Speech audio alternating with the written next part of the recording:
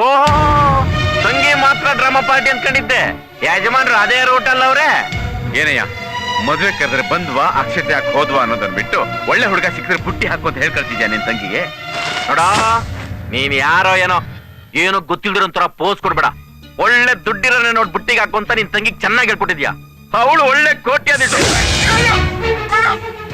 ನನ್ನ ತಂಗಿ ಬಗ್ಗೆ ನಾನು ಮಾತಾಡಿದ್ರೆ ನನ್ನ ಮಗನೇ ಕತ್ತರಿಸಿ ಹಾಕ್ಬಿಡ್ತೀನಿ.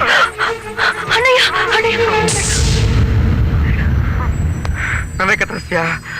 ಏನಾಯ್ತು ಅಂತ ಕೇಳೋ, ಗೊತ್ತಾದ್ರೆ ನೀನೇ ಅವಳು ಕತ್ತರಿಸ್ತೀಯ.